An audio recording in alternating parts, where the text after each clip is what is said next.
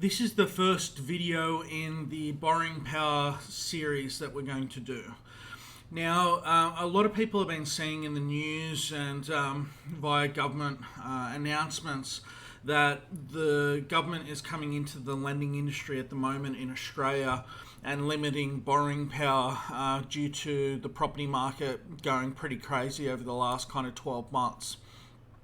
Now, they've come into the market and they've affected two main things. One, the debt to income ratio and the limits that you can get on your borrowing power. Now, debt to income ratio is very easy to work out. Let's say you add up all of your income, so your base wage, your overtime, your commissions, your allowances, everything on a 1 yearly basis. And then you add your rent on top of that.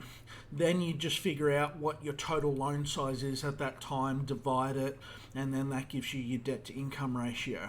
So a very simple example, let's say all of your base wage plus your commissions, your overtime, your bonus, plus your rental equals a very simple $100,000 a year. In the past, say 2 to 3 years, most of the big six major banks, you could get, upwards of 7 to 7.5 very easy. So your total loan size could go to 700,000 to 750,000 very simply. Now it's a lot harder. So you've had certain banks get limited. So I'll give you an example. Virgin Money is limited at 6 debt to income ratio. You've got other banks like Citibank, they're limited at 6. You had ING Bank in the mid-tier banks.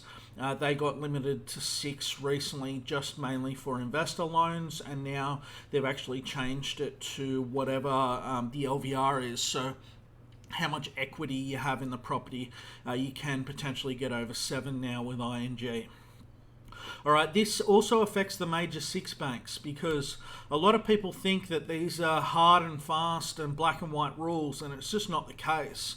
You're seeing clients coming to me for anything over 6.5, and they are getting limited at the big 6 banks, absolutely. Even if they don't have a black and white written rule, you can see it because clients are coming to me and they're saying, I applied for this loan, it went through, we got pre-approval, but as soon as we went for formal approval and we gave them the contract, had to go to all these additional departments for all these additional ticks of approval. So I'm noticing that a lot more, especially for the 6.5 to 7.5 debt to income ratio. Now, just to be clear, you can get upwards of 8.5 to 9.5 debt to income ratio, as long as you're willing to deal with a mortgage broker that's very good in this space and knows the banks to target. And not a lot of people believe, but you can actually go to some of these banks in the mid-tiers. They're actually called non-ADIs. So an ADI is a bank that takes deposits as well as giving out loans, and that's the banks. There's about 40 to 45 of them in the country. They're the banks that are affected by these ASIC and APRA rules.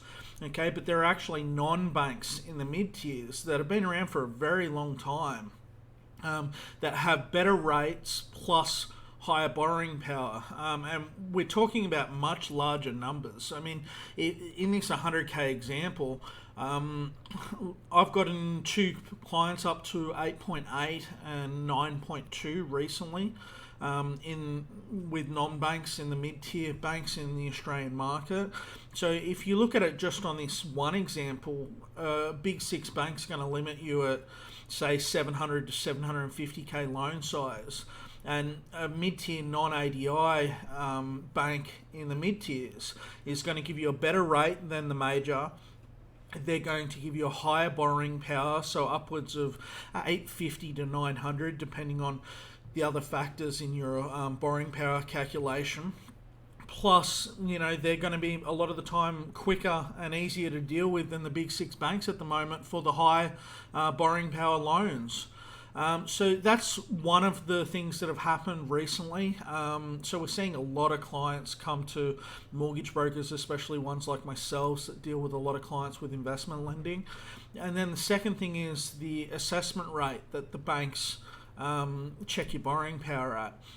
So if you think about it this way, if you had a rate of 2.5% about 6 months ago, most banks would add, say, 2.5% on top of that, and that's what they would stress test your borrowing at, because they would assume that rates would go back to a historical average and eventually rates would go up, so they want to double check that you can make your borrowing and make your payments at the time that the rates go up. So that's what you're assessed at the time that you go through with an application. Now that's actually increased. It's gone up to 3% on top of your rate, or a bank has an interest rate floor. So I'll give you an example.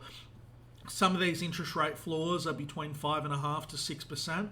So you either get the rate that you get, so say 2.5% plus the 3% margin, so that's 5.5%, or you get the interest rate floor, whichever is higher with the bank, because banks always shade things. So if they use your base wage, they'll shade it. If they use your commissions, they'll shade it.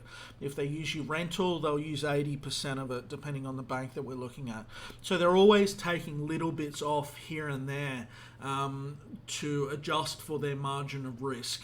So then a lot of banks aren't using the total.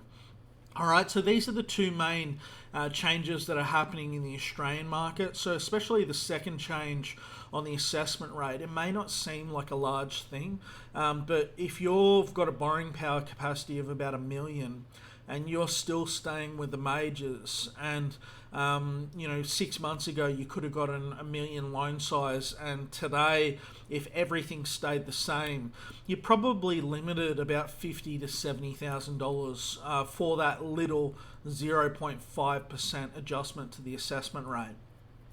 So yeah, that's what's happening at the market. This is the first video on the borrowing power video series that we're going to do, and we'll see you on the next one. You have a great day. Bye.